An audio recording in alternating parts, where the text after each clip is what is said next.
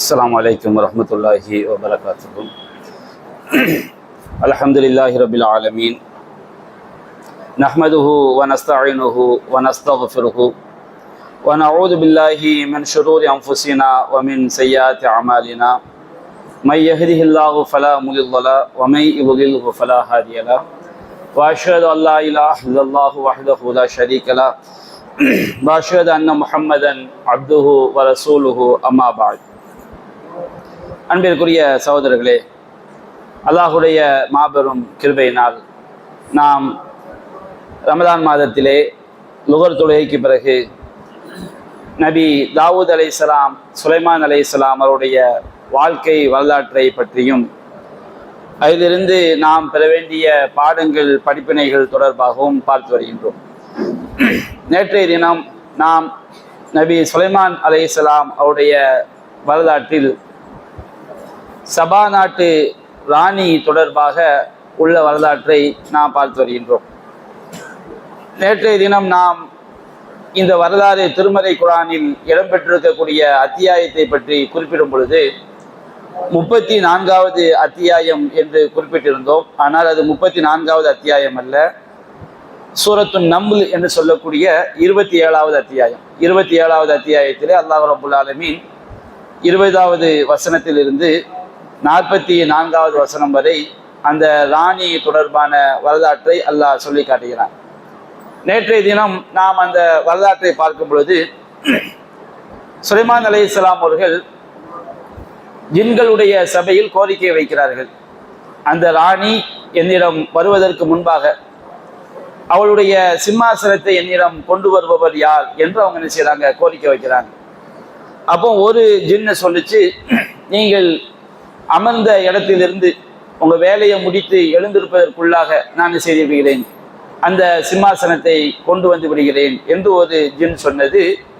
வேத ஞானம் பெற்ற மற்றொரு ஜின் கூறியது, உங்களுடைய பார்வை தூரமான இடத்திலிருந்து வரக்கூடிய ஒரு பொருளை பார்க்கும் பொழுது உங்களுடைய பார்வை உங்களிடத்தில் திரும்புவதற்குள், சரியான நிலைக்குள் வருவதற்குள் அந்த குறைவான நேரத்தில் நான் செய்து விடுகிறேன், அந்த சிம்மாசனத்தை கொண்டு வந்து விடுகிறேன் என்று மற்றொரு ஜின் சொன்னது. அதுபோன்றே அதில் செய்து விட்டது, அந்த சிம்மாசனத்தை கொண்டு வந்து விட்டது. இது ஜின்னைத்தான் குறிக்கும், இது மனிதர்களை குறிக்காது என்பதற்குரிய ஆதாரங்களையும் விளக்கங்களையும் நேற்றைய தினம் நாம் பார்த்தோம். அப்போ சுலைமான் அலைஹிஸ்ஸலாம் அவர்கள் அந்த ராணியுடைய மிக பிரம்மாண்டமான அந்த அரியணை, அந்த சிம்மாசனம் அவங்களுடைய இடத்துக்கு கொண்டு வரப்பட்டதை பார்த்தவுடன் ஃபலம்மா ரஆஹு முஸ்தகிரன் இன்தஹு, தன்னிடத்தில் அது இருப்பதை, கொண்டு வரப்பட்டிருப்பதை பார்த்தவுடன் சுலைமான் அலைஹிஸ்ஸலாம் சொன்னார்கள், கால ஹாதா மின் ஃபலுதி ரப்பி, இது என்னுடைய இறைவனுடைய அருட்கொடை என்று சொன்னார்கள். நபிமார்களுடைய பண்பு இதுதான். சுலைமான் அலைஹிஸ்ஸலாம் அவர்கள் எறும்புகளுடைய அந்த பேச்சை கேட்கும் பொழுதும் இது இறைவன் எனக்கு செய்த அருட்கொடை என்று அவர் அல்லாஹ்வே நினைவு கூறுகிறார்கள். இங்கே அந்த சிம்மாசனம் குறிப்பிட்ட குறைந்த நேரத்திற்குள் அவங்க இடத்துல கொண்டு வரப்பட்டதை பார்த்தவுடனும் அங்கும் அவங்க என்ன செய்யறாங்க, அல்லாஹ்வை நினைவு கூறுறாங்க. அவங்க சொல்றாங்க, இது என்னுடைய இறைவனுடைய அருட்கொடை, எபுலுவனி அஷ்குர் அம் அக்ஃபுர், நான் இறைவனுக்கு நன்றி செலுத்துகிறேனா அல்லது நன்றி கெட்டவனாக இருக்கிறேனா என்று என்னை பரிசோதிப்பதற்காக அல்லாஹ் செய்திருக்கிறான். இவ்வாறு எனக்கு அருட்கொடைகளை தந்திருக்கிறான். அப்ப நமக்கு இறைவன் தரக்கூடிய அருட்கொடைகளும் நம்மை சோதிப்பதற்காகத்தான். நமக்கு அல்லாஹ் தரக்கூடிய சோதனைகள், நோய், கஷ்டம், சிரமம், இதுவும் நம்மளை சோதிக்கிறதுக்கு தான். அப்ப இது எல்லாமே, இந்த உலகமே அல்லாஹ் ரப்புல் ஆலமீன் நமக்கு செல்வத்தை தந்தாலும், ஆரோக்கியத்தை தந்தாலும், நல்ல வாழ்க்கையை தந்தாலும் அதுவும் ஒரு சோதனை தான். அதே போல் நமக்கு நோயை கொடுத்து, நெருக்கடியான வாழ்க்கையை கொடுத்து, இந்த மாதிரி சோதித்தாலும் அதுவும் ஒரு சோதனை தான்.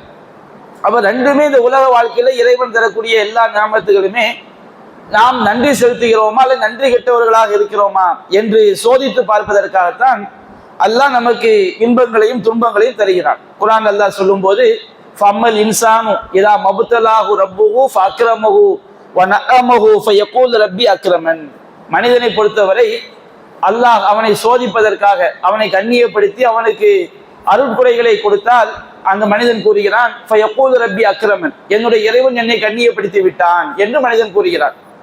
அம்மா இதா மபுத்தலாகு அவனை சோதிப்பதற்காக ஃபகதர அலைஹி ரிஸ்கஹு அவனுடைய வாழ்வாதாரத்தை நாம் நெருக்கடியாக ஆக்கிவிட்டால் ஃபகால ரப்பி அஹானன் என்னுடைய இறைவன் என்ன செய்து விட்டான், இழிவுபடுத்தி விட்டான் என்று மனிதன் கூறுகிறான். அப்ப அல்லாஹ் ரப்புல் ஆலமீன் இந்த வசனத்துல இறைவன் செய்யக்கூடிய அருட்கொடைகளும் சோதனை, இறைவன் தரக்கூடிய நமக்கு ஏற்படுத்தக்கூடிய சிரமங்களும் சோதனை என்று அல்லாஹ் என்ன செய்கின்றான், குறிப்பிடுகின்றான். அதைத்தான் சுலைமான் அலைஹிஸ்ஸலாம் இந்த இடத்துல நமக்கு சொல்லி காட்டான்.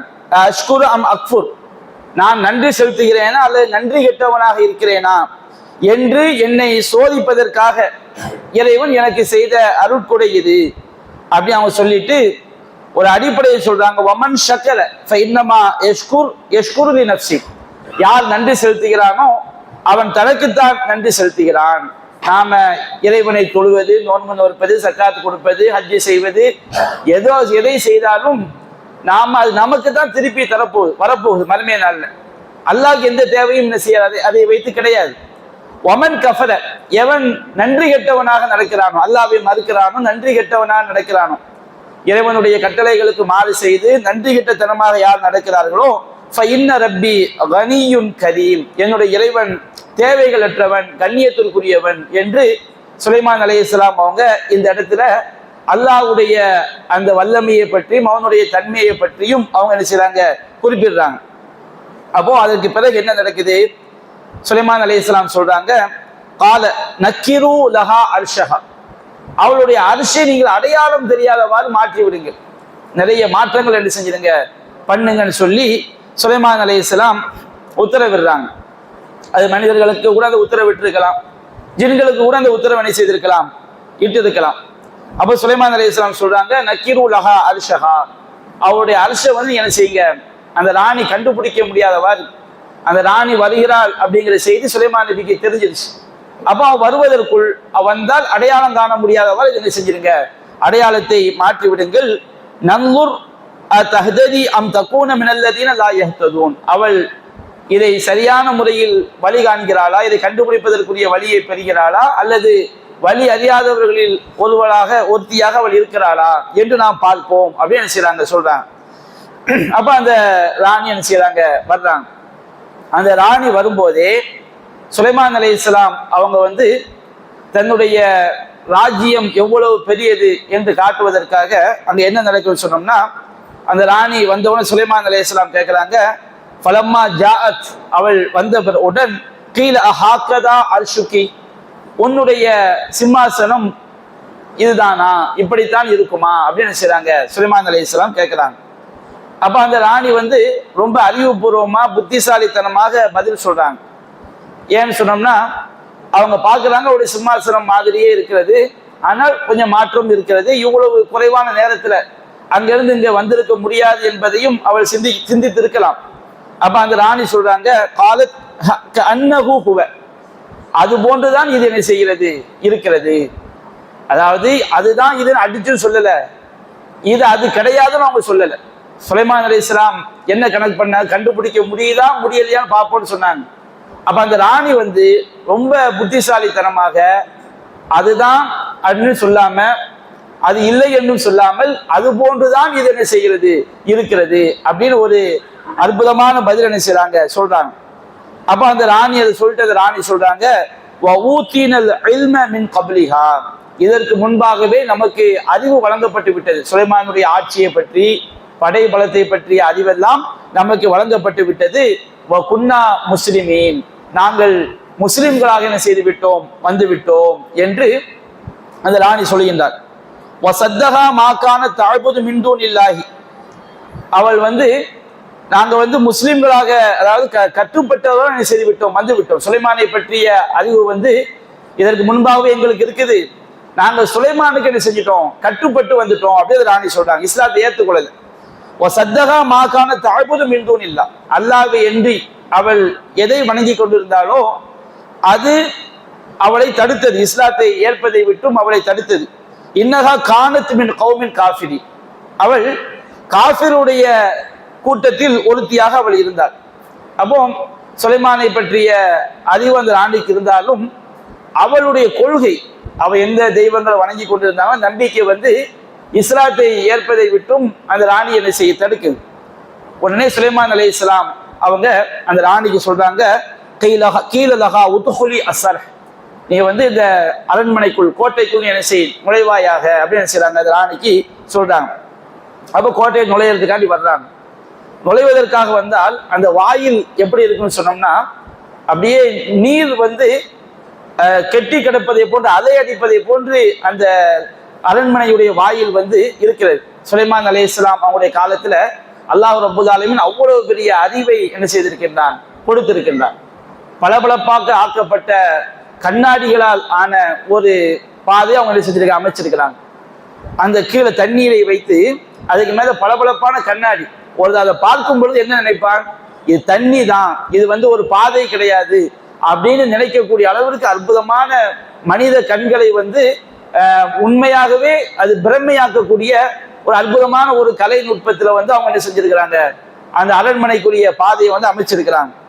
அப்ப அந்த ராணி என்ன செய்யறாங்க, கோட்டைக்குள் நுழைவதற்காக செல்லும் போது ஃபலம்மா ரஅத்துஹு ஹஸிபத்துஹு லுஜ்ஜத்தன், அவள் அதை பார்த்தவுடன், அந்த கோட்டைக்குள் நுழையக்கூடிய பாதையை பார்த்தவுடன் அது ஒரு நீர் தடாகம் அப்படின்னு செய்யறாங்க, நினைக்கிறாங்க. தண்ணி அப்படியே அலை அடிச்சுக்கிட்டு இருக்குது. அவ கஷஃபத் அன் சாக்கைஹா, அவள் தன்னுடைய கெண்டை கால்களை விட்டு என்ன செய்யறாங்க, அது ராணி வந்து கீழாடைய தூக்குறாங்க. கணுக்கால்களுக்கு மேல தண்ணி பற்றக்கூடாது, ஆடை நனைந்து விடக்கூடாது என்பதற்காக. அப்போ சுலைமான் அலைஹிஸ்ஸலாம் சொன்னாங்க, கால இன்னஹு சர்ஹும் முமர்ரதும் மின் கவாரி, இது வந்து பளிங்குகளால் பளபளப்பாக்கப்பட்ட ஒரு மாளிகை. இந்த பாதை வந்து மாளிகையா இருந்தாலும் அந்த பாதையா இருந்தாலும் இது வந்து பளிங்குகளால் பளபளப்பாக ஆக்கப்பட்டு இருக்குது. அது பார்க்கறதுக்கு தண்ணி அலையடிக்கிற மாதிரியே இருக்குது, ஆனால் அது என்ன கிடையாது, தண்ணி கிடையாது. அவ்வளவு அற்புதமான பளிங்குகளை வைத்து அது தயார் செய்யப்பட்டிருக்கிறது. சில மார்க்க அறிவில்லாதவர்கள் சிலர் என்ன சொல்றாங்கன்னா, இந்த இடத்துல ஒரு நபியுடைய தகுதியை கலங்கப்படுத்துற மாதிரி சில விஷயங்கள் சொல்றாங்க. சுலைமான் நபி வந்து அந்த பெண்ணுடைய பாதங்களை பார்க்கணுங்கிறதுக்காக இப்படி பண்ணாங்க. இதுதான் வந்து மிகப்பெரிய ஒரு வழிகட்ட ஒரு கருத்து. அந்த மாதிரி ஒரு நபியுடைய எண்ணம் என்ன செய்யாது, ஒருபோதும் இருந்திருக்காது. இது வந்து ஆதாரம் இல்லாமல் நபி மேல வந்து இட்டு கட்டக்கூடியது. சில யூத கிறிஸ்தவர்களும் சரி, மார்க்க முடியாத சிலரும் சரி, இந்த மாதிரி கருத்தை என்ன செய்றாங்க, சொல்றாங்க. அது பெரிய வழிகேடு என்பதை என்ன செய்ய வேண்டும், விளங்கிக் கொள்ள வேண்டும். அப்போ அந்த ராணி வந்து இதையெல்லாம் பார்த்த உடனே காலத் ரப்பி இன்னி லலம்து நஃப்ஸி, இறைவா எனக்கு நானே அநியாயம் செய்து விட்டேன். இந்த இஸ்லாத்தை ஏற்காமல் சுலைமானுடைய அந்த கொள்கை தான் சரி என்பதை புரியாமல் நான் இருந்தது எனக்கு நானே செய்துவிட்ட ஒரு அநியாயம். வாஸ்லம்து மஅ சுலைமான லில்லாஹி ரப்பில் ஆலமீன், நான் சுலைமானோடு சேர்ந்து அகில உலகங்களின் இரட்சகனாகிய அல்லாஹ்வுக்கு நான் செய்து விட்டேன், கட்டுப்பட்டு விட்டேன், நான் முஸ்லீமாக ஆகிவிட்டேன் என்று அந்த ராணி என்ன செய்கிறாள், இஸ்லாத்தை ஏற்றுக்கொள்வதாக திருமறை குர்ஆன் சொல்லி காட்டுகிறது. இந்த ராணியுடைய பெயர் வந்து பல்கீஸ் அப்படின்னு செய்றாங்க, சொல்றாங்க. ஆனா அதுக்கு குர்ஆன் சொன்னாவது என்ன கிடையாது, ஆதாரம் கிடையாது. இருக்கவும் செய்யலாம், பல்கீஸா இருந்தும் இருக்கலாம், இல்லாமல் இருக்கலாம். பெயர் என்ன என்பதை தெரிந்து கொள்வதில் வந்து ஒரு பெரிய ஒரு விஷயம் உள்ளடங்கி இருக்கவில்லை. சுலைமான் அலைஹிஸ்ஸலாம் அவர்கள் அந்த பல்கீஸ் ராணிய கல்யாணம் முடிச்சாங்க அப்படின்னு செய்றாங்க, சொல்றாங்க. அதுவும் குர்ஆன் சொன்னாவில் ஆதாரம் இல்லாத செய்திகள். நம்ம ஆதாரம் இல்லாமல் என்ன செய்யக்கூடாது, எதையும் சொல்லக்கூடாது. அதுக்கு நபிகள் நாயகம் ஸல்லல்லாஹு அலைஹி வஸல்லம் அவர்களோ திருமறை குர்ஆனோ அப்படி ஒரு ஆதாரத்தை என்ன செய்யல, சொல்லவில்லை. இதையும் நாம் என்ன செய்ய வேண்டும், இந்த இடத்துல விளங்கிக் கொள்ள வேண்டும். அப்ப சுலைமான் அலைஹிஸ்ஸலாம் அவருடைய ஆட்சி வந்து எவ்வளவு பிரம்மாண்டமான ஆட்சி என்பதை இந்த வரலாறு நமக்கு எடுத்து காட்டுகிறது. அதுபோன்று சூரத்து சாத் 38வது அத்தியாயத்துல சுலைமான் அலைஹிஸ்ஸலாம் அவருடைய வாழ்க்கையில நடந்த ஒரு சம்பவத்தை அல்லாஹ் சொல்லி காட்டுகின்றான். என்ன சம்பவம் சொன்னோம்னா, அல்லாஹ் கூறுகின்றான் சூரத்து சாதுல 30வது வசனத்திலிருந்து 33வது வசனம் வரைக்கும், வஹப்னா லி தாவூத சுலைமான், நாம் தாவூத் அவர்களுக்கு சுலைமானை அன்பளிப்பாக கொடுத்தோம். அல்லாஹ் ரப்பல் ஆலமீன் திருமறை குர்ஆன்ல குழந்தை பாக்கியத்தை போய் சொல்லும் போதெல்லாம் அன்பளிப்பு என்ற வார்த்தையைத்தான் அல்லாஹ் பயன்படுத்துகிறான். நமக்கு அல்லாஹ் தரக்கூடிய குழந்தை செல்வங்கள் என்பது அல்லாஹ் நமக்கு அன்பளிப்பாக தரக்கூடிய செல்வங்கள். அப்போ அல்லாஹ் சுலைமான் நபியை பற்றி கூறுகிறான், நிஅமல் அப்த், அவர் அடியார்களில் மிக சிறந்தவர். இன்னஹு அவ்வாப், அவர் எல்லா காரியங்களிலும் அல்லாஹ்வை நோக்கி திரும்பக்கூடியவராக இருந்தார். ஆனா எல்லா காரியங்களையும் அல்லாஹ்வை நோக்கி திரும்பக்கூடியவராக இருந்த சுலைமான் அலைஹிஸ்ஸலாம் அவங்களுடைய வாழ்க்கையில அதை பாதிக்கக்கூடிய வகையிலான ஒரு சோதனையும் என்ன செஞ்சிருக்கு, நடந்திருக்கு. என்னன்னு சொன்னோம்னா, ஒரு நாள் மாலை நேரம், சூரியன் மறைவதற்கு முன்பாக, அசர் நேரம் வச்சுக்கிடுங்க. இது உரித அலைஹி பில் அஷி சாஃபினாத்துல் ஜியாத், மாலை நேரத்தில் அசர் தொழுகைக்கு பிறகு, அதாவது லுகர் பாங்குக்கு பிறகு உள்ள நேரமே அஷான்னு செய்வாங்க, சொல்லுவாங்க. அப்ப அந்த அசர் நேரத்துக்கு நெருக்கமாக, அசர் நேரத்துக்கு சற்று முன்பாக கூட என்ன செய்யலாம், இருக்கலாம். அப்ப அந்த மாலை நேரத்தில் சாஃபினாத்துல் ஜியாத், சாஃபினாத் என்று சொன்னால் குதிரைகள்ல வந்து 3 கால்களில் நின்று கொண்டு ஒரு காலை ஓடுவதற்கு தயாராக தலையில வைக்காம தூக்கி வச்சு நிற்கும் குதிரை. அந்த மாதிரி ஸ்டைல நிற்கக்கூடிய குதிரைகளுக்கு தான் சாஃபினாத். அப்படியே என்ன செய்வாங்க, 3 காலில் குதிரை நிற்கும், ஒரு கால் என்ன செய்யும், தரையில படாம பாய்வதற்கு தயாராக இருக்கக்கூடிய குதிரைக்கு சாஃபினாத் என்ன செய்வாங்க சொல்லுவாங்க. அல் ஜியாத்னு சொன்னோம்னா ரொம்ப உயர் ரகமான, உலகத்திலேயே அது மாதிரி ஒரு சிறந்த குதிரைகள் இருக்க முடியாது என்ற தரமான குதிரைகள் மாலை நேரத்தில் வந்து சுலைமான் அலைஹிஸ்ஸலாம் அவர்களுக்கு என்ன செய்யப்படுது, காட்சிப்படுத்தப்படுகிறது. அவங்க மன்னரா இருக்கிறாங்க, அந்த படைகளை பார்க்கிறாங்க. அப்போ அவங்க என்ன செய்யறாங்கன்னு சொன்னோம்னா, மனிதனை பொறுத்த வரைக்கும் சுலைமான் அலைஹிஸ்ஸலாமுடைய வாழ்க்கை நீங்க பாருங்க. எறும்பு பேசக்கூடிய அந்த பேச்சை கேட்ட உடனே சிரித்து, இது எனக்கு இறைவன் செய்த அருட்புடன் அல்லாஹ் நினைவு கூறுறாங்க. அதே போன்று அந்த சிம்மாசனம் குறைந்த நேரத்தில் அவங்களுடைய அந்த கோட்டைக்குள் வந்து இருப்பதை பார்த்தவுடன் அப்பவும் அல்லாஹ் என்ன செய்யறாங்க, நினைவு கூறுறாங்க. நபிமார்களுடைய பண்பு என்னன்னு சொன்னோம்னா, எல்லா நேரங்களிலையும் அல்லாஹ் என்ன செய்யறது, நினைவு கூறுவது. அவ இந்த நேரத்துல ஒரு உயர் ரக குதிரைகள், தரமான குதிரைகள் வந்து சுலைமான் அலைஹிஸ்ஸலாம் அவங்களுக்கு முன்னாடி காட்டப்படும் பொழுது அவங்க அல்லாஹ்வை மறந்து எல்லா நேரங்கள்லையும் இறைவனை நினைக்கக்கூடியவராக இருந்த சுலைமான் அலைஹிஸ்ஸலாம் அவங்க அந்த குறிப்பிட்ட நேரத்துல இறைவனை மறந்து அந்த குதிரையுடைய அழகுல என்ன செய்றாங்க, லயிச்சு போயிடுறாங்க. அவங்க சொல்ல ஃபகால இன்னி அஹ்பப்து ஹுப்பல் ஹைர், நான் இந்த செல்வத்தை, ஹைர் என்று அங்கு சொல்லப்படுவது குதிரை, ஹைர்னா நல்லது சிறந்ததுன்னு அர்த்தம். குதிரைக்கும் என்ன செய்வாங்க, ஹைர்னு சொல்லுவாங்க. ஹைருங்கிற வார்த்தைக்கு செல்வம் அப்படிங்கிற அர்த்தமும் இருக்குது. அப்ப இன்னி அஹ்பப்து ஹுப்பல் ஹைர், நான் இந்த குதிரைகளை அதிகமாக நேசித்து விட்டேன். அன் திக்ரி ரப்பி, என்னுடைய இறைவனை நான் நினைவு கூறுவதை விட்டும் இந்த செல்வத்தை, இந்த குதிரைகளை அதிகமாக நான் நேசித்து விட்டேன். ஹத்தா தவாரத்து பில் ஹிஜாப், இந்த குதிரைகள் அதனுடைய கொட்டகைக்குள், திரைக்குள் அது மறைகின்ற வரை.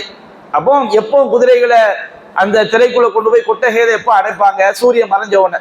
அப்ப சூரியன் மறைகின்ற வரை அல்லது இந்த குதிரைகளை கொட்டகைகளுக்குள்ள அடைக்கின்ற வரை அதுலயே அந்த அழகுலேயே லயிச்சு என்ன செய்யறாங்க, அவங்க இருந்துடுறாங்க. அவங்க சொல்றாங்க, நான் வந்து என்னுடைய இறைவனை நினைவு கூறுவதை விட்டும் இதை வந்து ரொம்ப அதிகமாக நான் நேசித்து விட்டேனே அப்படின்னு சொல்லிட்டு ஃபருத்தூஹா, மீண்டும் அந்த குதிரைகளை என்னிடம் கொண்டு வாருங்கள், ஃபருத்தூஹா அலைய, மீண்டும் அதை என்னிடம் கொண்டு வாருங்கள் என்று சொல்லி ஃபதஃபிக மஸ்ஹம் பிஸ்ஸூக் வல் அனாக், அவர்கள் அதனுடைய பிடரிகளையும் அதனுடைய காதுகளையும் செய்தார்கள், அவர்கள் தடவ ஆரம்பித்தார்கள் என்று அல்லாஹ் ரப்பல் ஆலமீன் சொல்லி காட்டுகிறான். இந்த இடத்துல வந்து இந்த வசனங்களுக்கு விளக்கம் சொல்லும் போது மார்க்க அறிஞர்கள் பல்வேறு விதமான விளக்கங்களை சொல்றாங்க. அல்ல வந்து குர்ஆன் சொன்ன அடிப்படையில நம்ம பிற வசனங்களை வைத்து நாம பார்க்கும் பொழுது நமக்கு எது மிக குர்ஆன் சுன்னாக்கு நெருக்கமாக தோன்றுகிறதோ அந்த ஒரு விளக்கத்தை தான் நம்ம என்ன செய்யறோம், சொல்றோம்.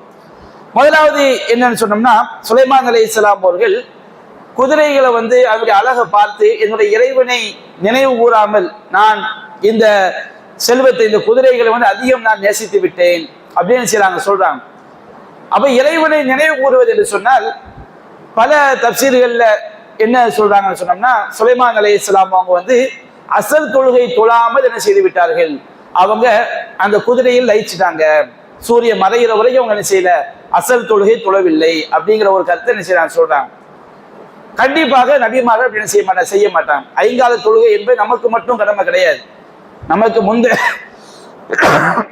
முன்னாடி நபிமார்களுக்கும் என்ன செய்யப்பட்டுச்சு? ஐங்கால தொழுகை கடமையாக்கப்பட்டுச்சு.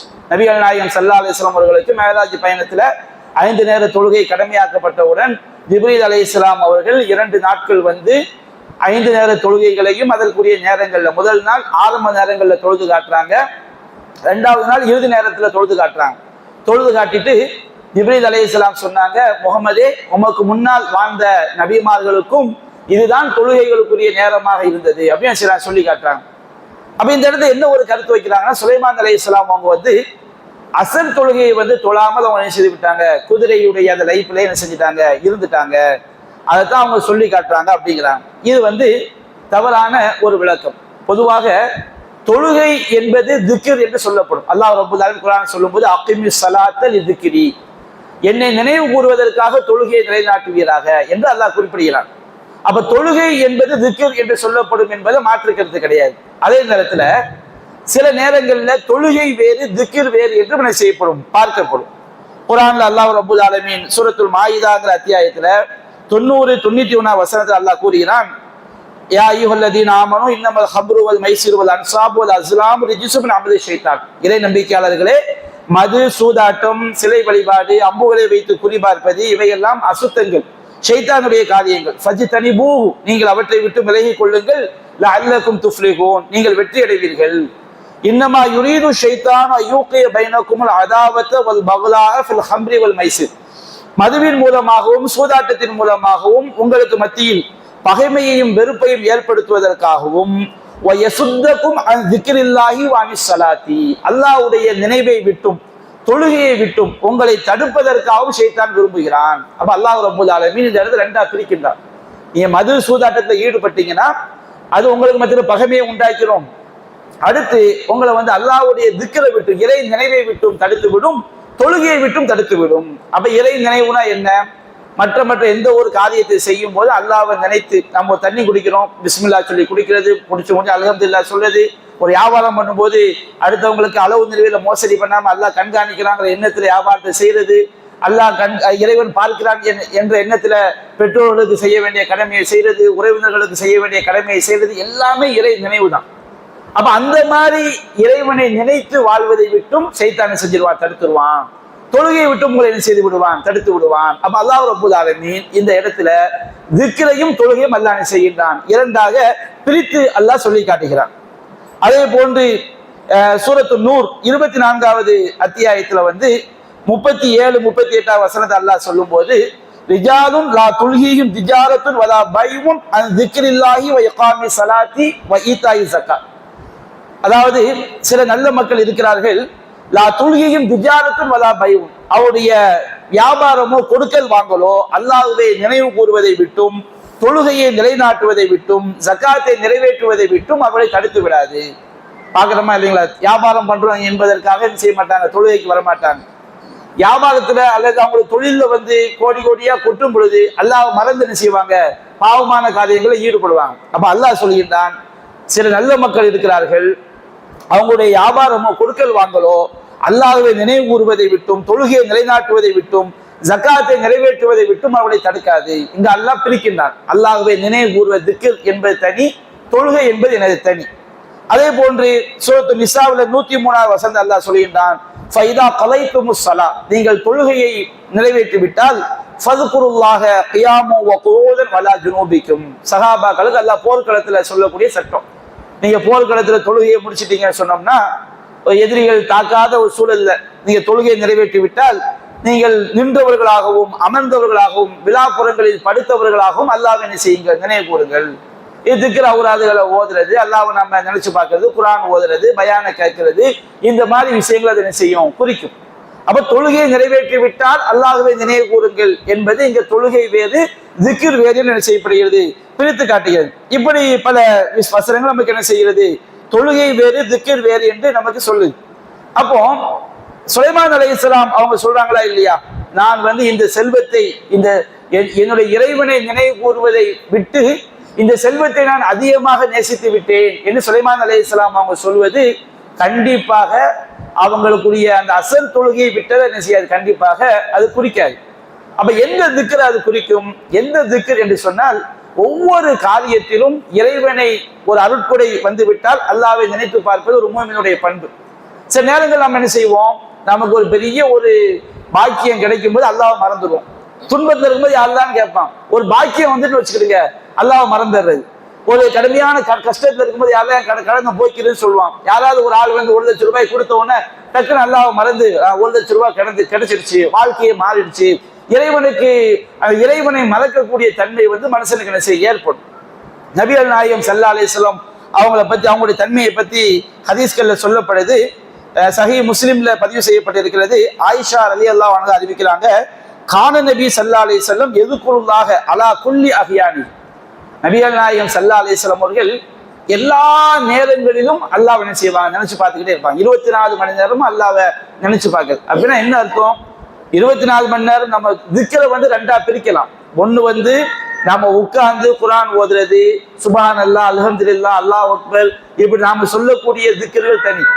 இன்னொரு திக்ர் என்னவென்று சொன்னால், நாம ஒவ்வொரு காரியத்தையும் அல்லாஹ்வை நினைச்சு பார்த்து நம்ம செய்யறது. யாராவது வந்து யாசகம் கேட்கிறாங்க, சரி நம்ம கொடுத்தா அல்லாஹ் தருவான், ஒரு 10 ரூபா கொடுப்போம். யாராவது உதவி கேட்கிறாங்க, அல்லாஹ் தருவான்.